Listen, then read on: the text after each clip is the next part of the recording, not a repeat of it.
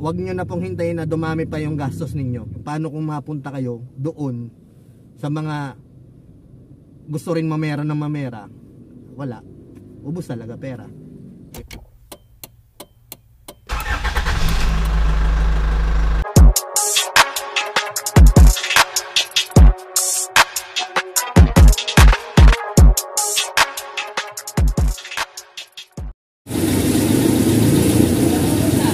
Magandang araw po. Meron kaming Mirage dito. Ito yung sinasabi ko sa inyo, nagagawan ko na ng video kasi marami na akong nangyayari na ito ay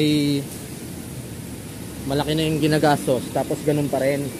Kasi gawa ng normal na tunog po ito. Ito sila sir galing pa ng Apalit. May kalayuan, 3 oras daw po yung biyahe.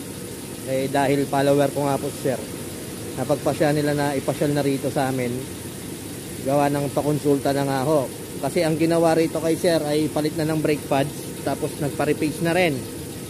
Kung nabasa nyo yung post ko doon about doon sa kay ma'am tsaka kay sir na naka Honda, gumastos ng 30,000 para ron sa tunog na ito. Ayoko na pong mangyari sa inyo yun, kaya ngayon ipaunawa ko sa inyo yung tunog na to ay normal. Okay, ito sample lang ko po kayo. Ayan, tumutunog na pre. Dapat marinig eh. Sige, paano mo pa? Pababa mo pa. Sana marinig sa video. Minsan di naririnig dito. Ayan. Ano yun sir? Hindi kayo? Naririnig ko nga eh. Naririnig nyo? Oo. Ayan ano. Ayan. Parang may aparador na ano. Kasi ganito po yan ha. Paliwanag ko sa inyo. Tingnan nyo, nakadikit yung ano nyo, yung pads. Nakababad ng ganun. Namimersa ka ng paatras o gumagalaw yung rotor disc mo. Kaya umiingay yan.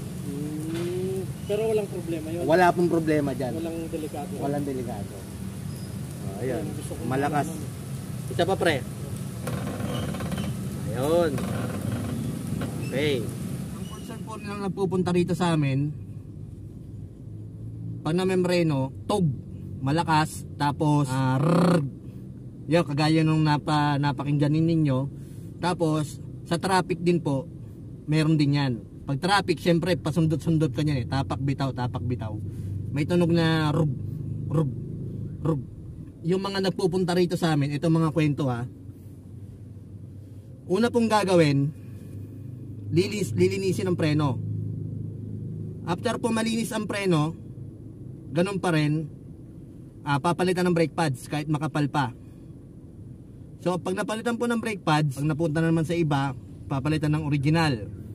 Pag napalitan naman ng original, ipapa-repace naman yon. Rotor disc naman yung masisisi. Na-repace na yung rotor disc, mauuwi yan ngayon sa palit hanggang magpalit na naman. Sa madaling sabi, paulit-ulit yung gastos nyo. Kaya na nangyari kila madam. Kung ano-ano na yung pinalitan dahil lang dito sa normal na tunog na to. Bakit siya normal? Disc brake po yan eh. Kumakapit yan. Pag umaandar kayo, ito gumugulo, nakakapit ng konti yung pads ninyo. So ganun siya umiingay. Mirage po ito. Sa Wigo meron rin yan. Lalo sa Wigo napakalakas niyan. Sa SUV meron din yan. Medyo mahina nga lang kasi masyadong kulom yung SUV. Mas madalas to sa mga Honda, sa mga sedan, yung mga maliit na sakyan. Lalo pag paahon, tsaka pababa. Kasi meron ng mga kaso na nga yan, pinapalitan ng rotor disc, ganun pa rin, wheel bearing, meron pa nagpalit ng wheel bearing yan. Alos napalitan na lahat ng moving parts o pwedeng pagmulan. Ganun pa rin. Meron pong Mirage dito nagpunta, galing na siya ng kasa. 2 kasa pinuntahan niya, ang sabi, normal daw yon. Tapos parang siyempre inaalam niya kung ano nga, totoo. Nagpunta sa iba't ibang shop. Sinasabi nung iba, normal. Yung iba naman, pinalitan na siya ng rotor disc. O nangyari, ganun na nga. Nagpalit na ng brake pads, nagpalit na ng rotor disc. So, ganun pa rin. So, niroad test namin. Sabi ko kay sir, sir, normal po itong naririnig ninyo. Tinawanan ako ni sir. Hay sir, paano mo nasabing normal yan? Imposible na i-design ng mga engineer yan ng ganyan. Binalik ko kay sir yung tanong, sir, paano nyo ho nasabi na hindi normal yan. O kasi sabi ko kay sir, ako naka-experience na ako na napalitan na lahat, ganun pa rin.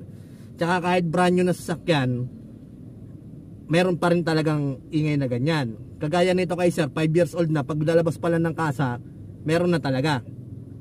So, hanggang ngayon, 5 years na, wala naman nangyari masama. Ibig sabihin, normal siya, wala kang dapat ipangamba. So, ayun, sabi ko kay sir, sir, mukhang hindi yung mekaniko ang may problema. At hindi rin yung kasa. Mukhang kayo po yung may problema. Kasi, ayaw nyong maniwala na normal yon. So ako sir, bilang experience ko, sinasabi ko na sa inyo na normal, na halos lahat ng sasakyan meron na ganyan. So kailangan nyo pong maniwala sa akin para hindi na maubos yung pera ninyo. At magagaranti ako sa inyo na walang masama mangyayari sa sasakyan ninyo. So ganun lang kasimple. Hindi ko na alam kung anong nangyari na ron. So ganito, ayaw ko pong mangyari sa inyo to. Kaya sa mga first timer, ganito po yung normal ha. Pag paakyat kayo, tapos naka-reverse kayo, tatapa kayo bitaw, rug, rug, rug. Tapos pababa, o kaya persado yung sakyan, rug, rug, dahan-dahan. Tapos pag medyo traffic, tapos yung preno nyo, pitik, ganun. Apak, bitaw. Tapos may time na pag nagpakaros kayo, mas malakas. Tapos pag natuyo, nawawala yung tunog. May mga ganun na kaso. Paano naman natin malaman kung may problema o may abnormal sa preno natin? Tinuturo ko na po ito sa mga nagpupunta sa amin. Pag tinakbo nyo po yan ng mabilis at magme-minor kayo, tapos pag nagtatapa kayo ng preno, may itutunog niya tok tok tok tok, o kaya para may sumasayad. Basta pag nakarekta kayo, nakabuelo kayo, tapa kayo ng unti-unti ng preno at may maingay dyan, yun ang hindi na normal. Okay? So ayun, napaliwanagan ko na rin kay Sir Benji. Thank you sa pagbayag nito na video natin. Kasi si Sir, maganda rin yung intensyon ni Sir. Sabi ni Sir, i-vlog mo para at least maging aware yung iba. At least sa'yo na nanggaling mismo. Ang sabi sa akin ni Sir, mapapanatag na siya. Kagaya nga sa amin dito, pag wala naman talaga sira, bakit namin papalitan? Ewan di naman sira, di ba? Sana po malinawan tayo rito. Huwag nyo na pong hintayin na dumami pa yung gastos ninyo. Kasi pag napunta nga kayo sa mga shop na gusto kayong perahan, hindi, lilinawin ko po, hindi lahat ng shop ha, ganun. Marami pa rin po shop na patas lumaban. Pero ayun nga yung sinasabi ko sa inyo, paano kung mapunta kayo doon sa mga gusto rin mamera ng mamera, wala, ubos talaga pera. Hindi naman nila paliliwanag kung normal o ano, basta gusto nila magkapera. Okay? So yun lang, maraming salamat sa mga sumusuporta sa akin. At mag-ingat po tayong lahat. At kay Sir Benji, salamat sa pag-follow. Kay ma'am, ingat po kayo pagbalik ninyo, malayo-layo pa kayo. Okay?